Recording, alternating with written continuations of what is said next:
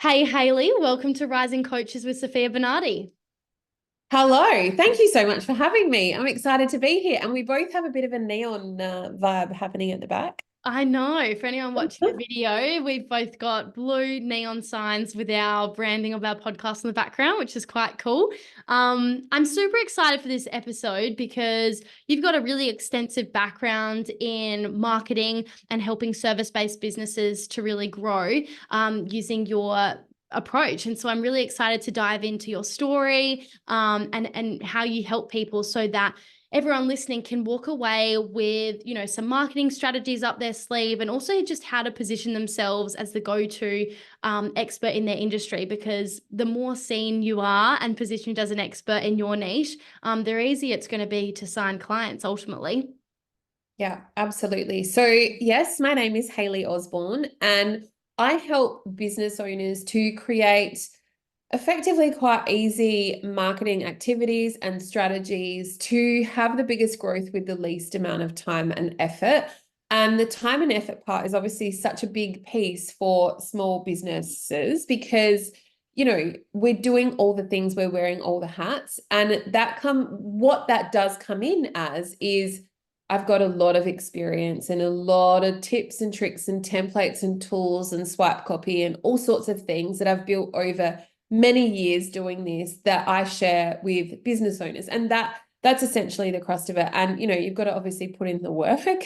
But yeah, helping to marketing and sales can be such a dirty word, I find.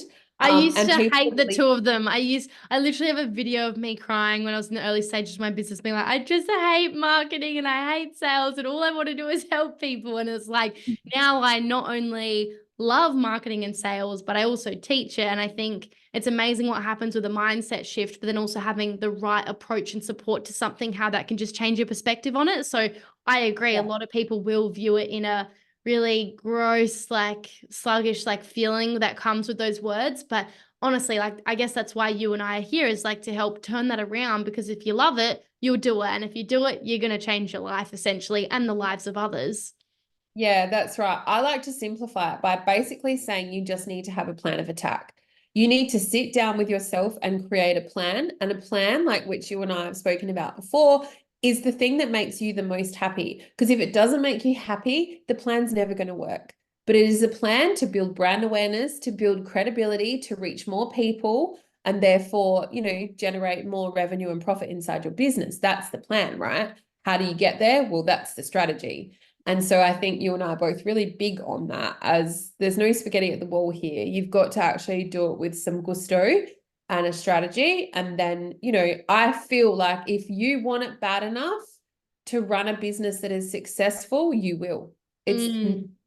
it's that easy with a bit of work. Yeah, yeah, So 100%. So I'd love to hear then, because you've not only have you grown your business over, is it the last 7.5 years? Is that correct? yeah, around 7 years Yeah. almost. I reckon it's coming up 7 years. Yeah, amazing. That's a Yeah. long time to be doing something. So that's incredible. I'd love to hear, like, from not only that experience in growing your business, and then also all of the experience you have from, your previous like marketing and, all experience and stuff, plus helping so many different business owners, like in different businesses in the service-based industry. What are the common denominators between all of them that you believe is essential for service-based businesses and coaches listening now to be able to grow? Like, what's just some things that's just absolutely essential no matter what? Yeah. So the first thing, and I have found this, I've built some frameworks inside my business that I've found keep coming up over and over. And it's the same thing with every business owner, is that you do not have a transformation message. Okay. And if you're thinking, oh shit, what's that?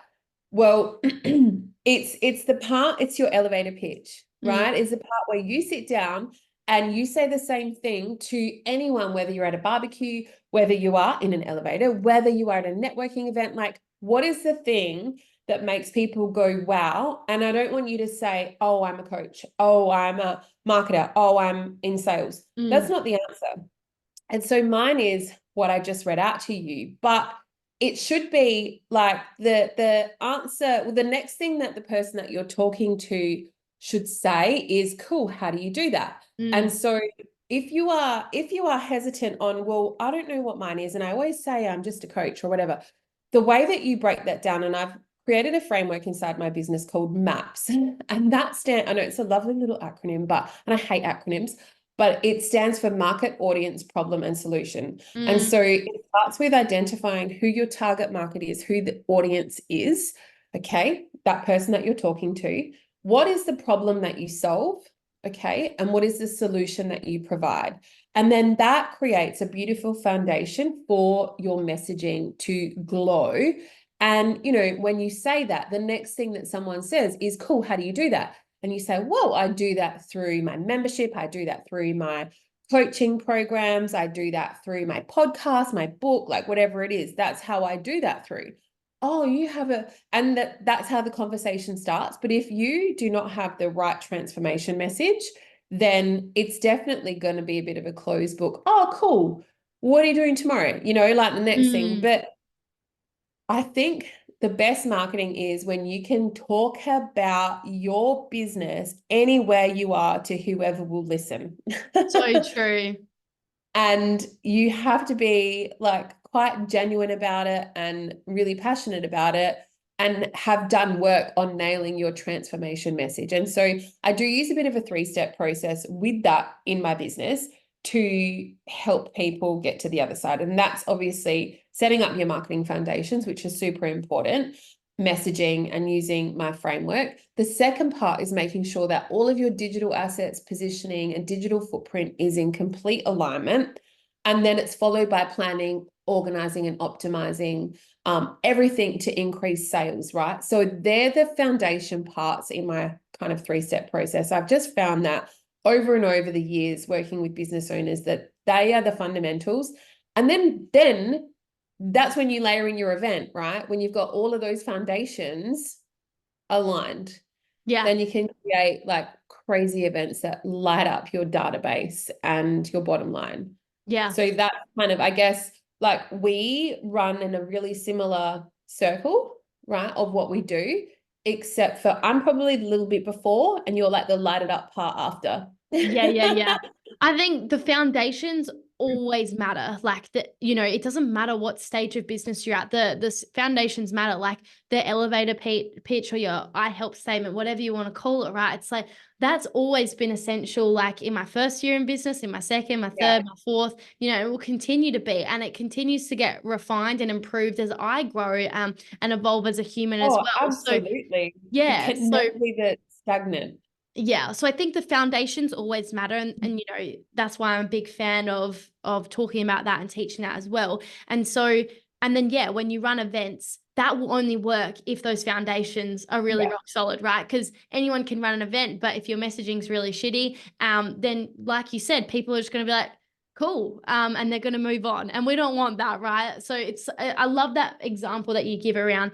You know, you've said it right if people start asking more questions because they're so Yeah. interested by it because you've actually captivated them with your messaging. So that's Yeah. that's a really great analogy for people to be able to understand. And I think another one is, you know, if you don't have your unique selling points kind of outlined, what Mm, makes different to everybody else, and people use the term USP or whatever, it is a unique selling point, the thing that makes you unique and stand out. And that requires work.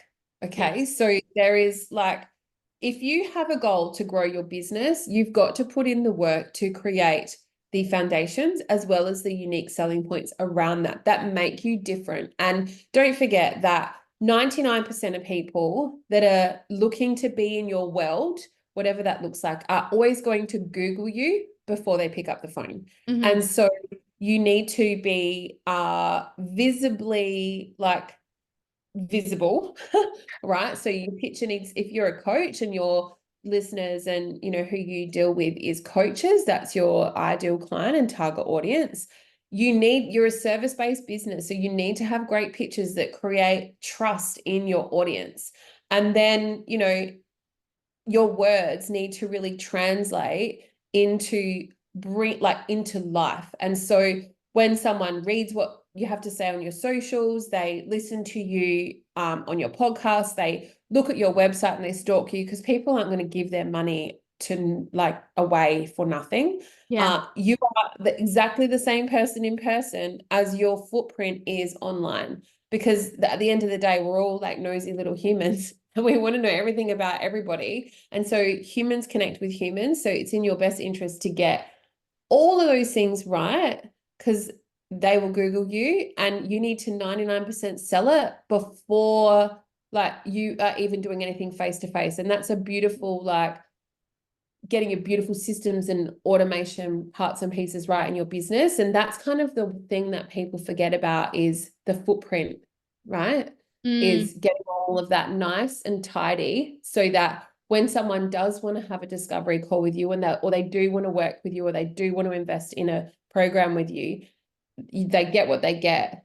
They get you, and they get what they've got online, and what everything they've read about you is true.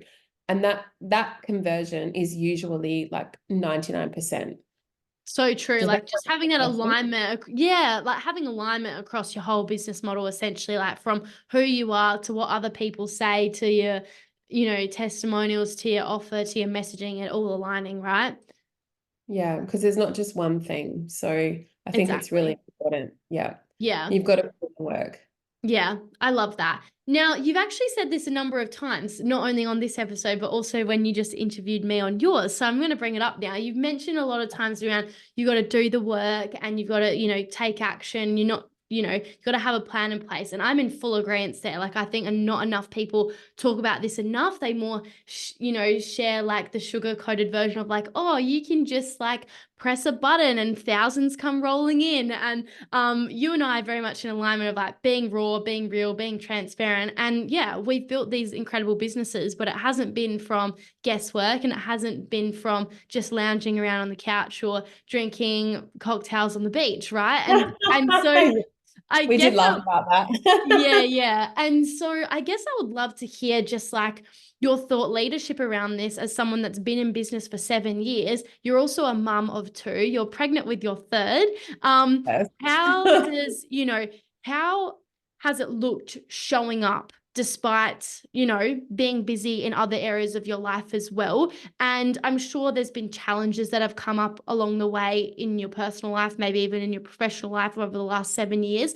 How have you shown up continuously? How do you not let excuses get in the way? How do you take action when there are plenty of other people that say, oh, when you have children, you can't, or you can't if you're doing this and this and this? Like, how do you do it? Yeah, I don't know. No, I do know. And it has not come without its challenges, I'm going to say. Yeah, So good. before obviously I ran this business before I had kids, and I was showing up and I was doing the thing, and I had a strategy on how I was doing that, and it worked so beautifully. And if you go and look at my socials, you do know that I'm a mum, and you do know across my marketing that I'm a mum. However, you will not see my children, because they are not my pawn, and I know that I'm good at what I do, and I don't need to use that as little bait, because they're super cute, don't get me wrong, and they're little and they just do like the cutest things, but I've just refused to have their faces online. They don't have a choice. Like, I don't want to be that person, and it's okay if you do that. However, I'm not that person. And so when I had my first child, I had to really sit back and reassess my strategy. I had to essentially start from scratch, because I was like, hang on a minute, I actually don't feel comfortable showing their face, because I think I announced the birth at the start, and then like random people were commenting, and I was like, oh, this doesn't feel good.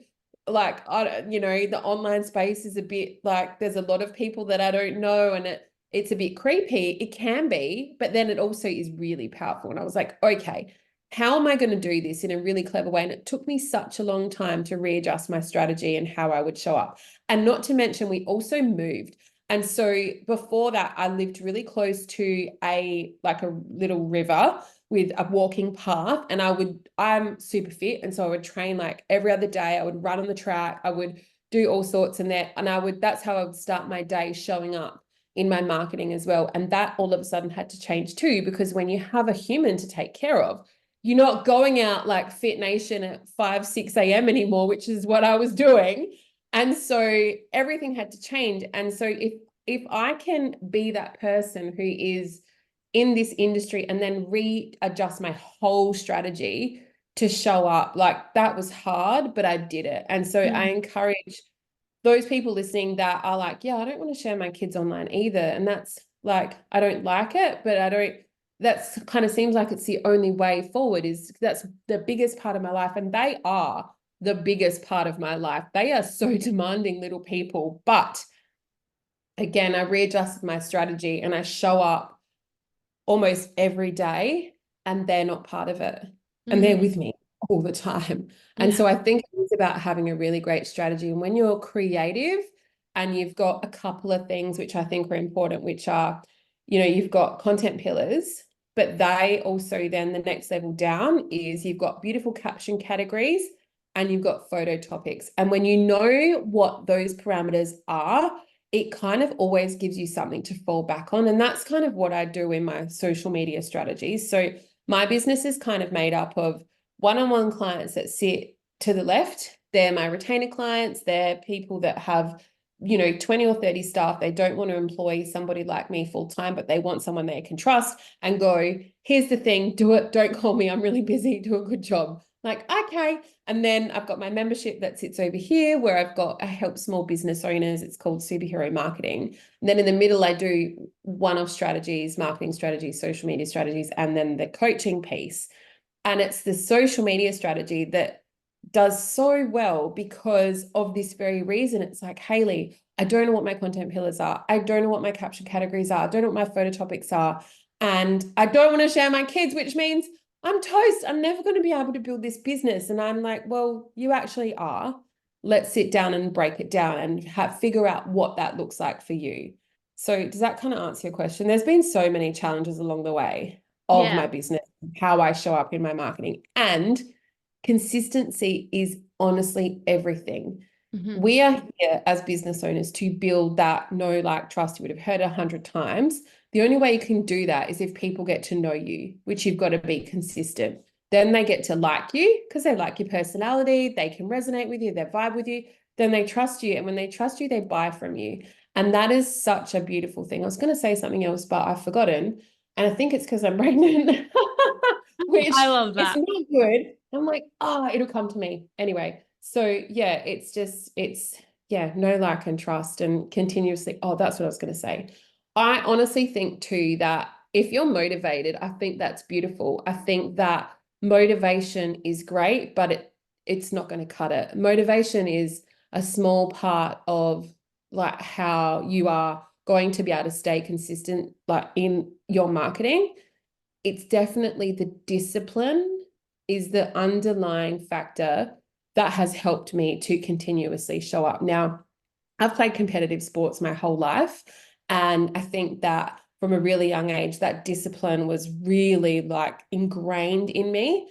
And that is the thing that has helped me through like running a business without kids and then with kids, knowing that I didn't want to share them online, to be able to continuously see it through. And like the factor that I just want to help more people. Like I say, and you would have seen this in my bio, is that small business owners are the backbone of our economy here in Australia and probably the rest of the world.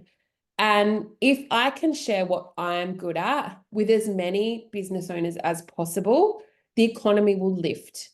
And that will mean that my kids are going to grow up in a beautiful place. And so that's my thing, is like, I know that that is a thing and that's how I'm going to change it. That's what I'm good at. So that's what I'm going to do. I love that. Thank you for sharing that. What I love about your answer and what I'm taking away from that is like, when I asked you how you've shown up, over the last several years, like with children and with, life that happens for everyone. I love that you kept it real of like, yeah, lots of challenges have come up, but you've still been consistent and shown up because it's been a priority and because you've had that clarity on what you're doing, when you're doing it and how you're doing it. And the importance of it. You found a way to make it happen as well. And I think that that's ultimately what's key. And the reason why I asked you is just because I can't speak into it without, like, I'm not a mum yet. I can't wait to be, and it's already my biggest value and it doesn't even exist yet. I'm so excited. But until that actually happens, I can't be that person to say, oh, you can just show up with, even though you've got children, and if there's a will, there's a way. I know that things absolutely change, but I also have a lot of evidence from people such as yourself that have still found a way. And so what I'm hearing is you know, when you have the clarity, when you have the support, and when it's important enough, you will find a way. And Yeah. I'm sure that that's not always been, easy. And I'm sure there's been certain times that's harder than others and whatever. And there's been trade-offs that need to be made, but it's been possible to grow, to continue to grow, to help other people and create an incredible life for yourself because you've decided that that's the way that it's going to be, and you've moved accordingly. And there's so many systems and processes and automation and bits and pieces that you can add into your business that help you to keep going. And I just want to be so clear that I am not a mum in business at all. Hard stop. Very, very like, no, and I'm putting my hands up. I'm not a mum in business. I am a business owner, a successful business owner that happens to have children. That's And then on the flip side of that, I am an awesome business owner because I have little kids and they make me so nimble and they test me like you wouldn't believe. And I am a great mum because I have a business, right? And I think like that it just is a lovely balance. And, I think business and mumming and whatever are so, so similar because you have to be really nimble, reactive. You've got to continuously grow with changing algorithms and AI and whatever it is. And like, they're so similar. And so I don't know, I'm not a mum in business. I'm a business person that happens to have children. That's it. I love that. So the framing has to be like clear for me. And yeah. For sure. And I really appreciate and respect that as well. So what's that been like balancing the two? Because they are two separate things. And yes, there's common denominators. How have you gone about that? Do you have boundaries with yourself in your business? Or, are you sometimes like responding to an email like on the toilet or in bed? Or what does it all look like? No, I have set up the biggest boundaries. And, like you kind of said before, I have so much freedom in my business and it makes me so much money that because I love it and because I've added fun into it and because I've done everything. So a couple of things that I have done early on. So maybe a year and a half ago, I completely deleted emails from my phone. So, and it was an accident, let me just say, because I kept getting these notifications of like passwords not updated and something. And I couldn't, like, it was, the Microsoft, like, Office suite, like just that stone in your shoe that never went away on my phone. And it was fine on my desktop. And I was like, you know what? Maybe it's the whole shut down, delete, restart situation. So I deleted the app on my phone. And then I was like, this is lovely. I'm not putting my emails back on. But also because I found that I was like, oh, I'll just check my emails when my first child was little. And I was like, I don't want to be doing that when I'm with them. And so that very early on, I realized, okay, I need to have really strict boundaries. So I have no notifications on my phone at all, unless you call me, text message me. I use Voxer for my one-on-one clients. And what else do I have? WhatsApp. They're the only way, if you've got access to that you can actually contact me. Otherwise, it is I'll open the things to check. And that's it. And so, if something is urgent, I found people will call you. They're never going to email you anyway. And emails can wait until the next day. I do check my emails in the morning and at night. But otherwise, that has been a needle mover inside my business for me to be able to focus on what matters the most. And then I don't necessarily time block anymore, but I day block. And so, having a pending human, that's going to change a little bit in the short term. But, in the long term, running my business is like, I'm going to be able to take my kids to school, pick them up every day, go to wherever I want, whenever I want, however I want. I don't have to answer to anyone because I've worked on building these parameters and boundaries now. And so I spend Mondays with my kids, Tuesday, Wednesday are like work days. I have meetings all on one day. The other day is a CEO sort of a day. Thursday, Friday, I spend with my kids. And that's just the way I do it. And it works so beautifully. And it's like freedom, right? And if those other days I don't have my kids for some reason or another, and just to be clear, my kids aren't in childcare. So I have a very, very supportive tribe. And that's how it works. So I have, my family look after them one day and some the other day. And they love it. It gives them like a sense of without me as well. They're with their grandparents. It's so nice. But if you have to use childcare too, it's not bad. It's great for kids. You just chose on your path. Yeah. Yeah, that's how I do it. It's difficult when they're little, but do you know what? When they're babies, they sleep all the time. Yeah. And so everyone has said to me, oh, how long are you going to take off for maternity leave? And this question, it kills me a little bit inside because I don't have a definitive answer.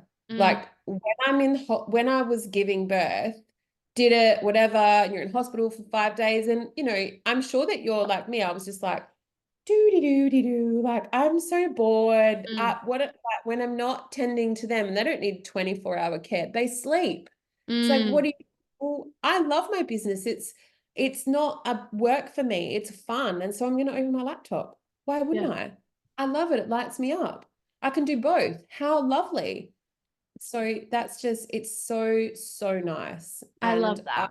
I often say, oh, I'm so lucky, and I do get corrected, and it's definitely not luck. I'm very grateful, but I've worked very hard to build life because, like you say, the drive is far greater than the fear. Yeah, I love that. Before we start to wrap up, I'd love to hear, like, it's female coaches typically. There's absolutely some men here and probably some other industries listening as well. But for those that are listening, they're typically like in that growth stage of their business, like trying to like get it going and get it going consistently. Is there some final words or pieces of advice you'd want to leave for people if they are in the earlier stages, what to prioritize, or even a mindset shift or perspective or anything like that that really helped you in the beginning? Yeah, so I definitely, from a marketing perspective, I would prioritize the top of funnel activities when you're starting out. They are the most important in building street cred and audiences. And so what that means is where you do one thing and you reach lots of people that are not your audience. So it's like you being on my podcast, me being on your podcast. This is an audience that isn't mine, but some people might resonate with you and then go and stalk you and have a little bit of a look. So being a guest on people's podcasts, a really powerful way as a great top of funnel activity. Pitching yourself to media is the best street cred that you could possibly have. Is it easy? No. Is it worth it? Yes, it is so worth it. So a couple of weeks ago, I was in Sydney. Yes, I was 6 months pregnant. I was interviewed on Koshy's Business Builders.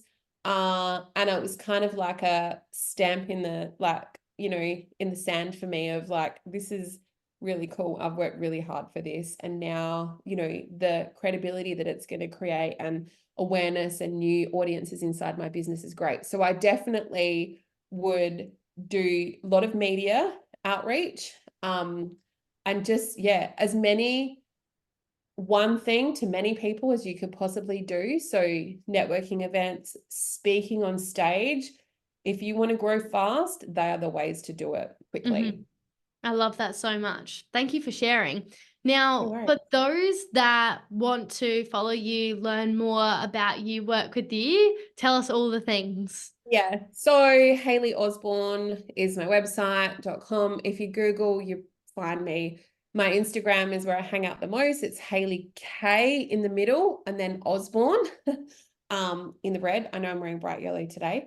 And then, I have a couple of awesome free things that I think are really helpful at the start of a business journey. One is it's called the 10 posts a small business needs to get people through your door, because so many people get stuck on that. And then I've got the essential guide for 10 essentials every small business marketing plan needs checklist, and it's like the essentials. So there's a couple of really cool things that will get you started if you need help with, and they're on my website, hayleyosborne.com. Amazing. We will link all of that below. Hayley, thanks so much for coming on here and sharing your wisdom, your expertise, and your knowledge. It's so greatly appreciated. Thanks so much, Sophia. If you thoroughly enjoyed this episode, I'd greatly appreciate it if you could take a moment to hit that subscribe button. Your support fuels our mission to bring you even more valuable content every week. It truly means the world to me.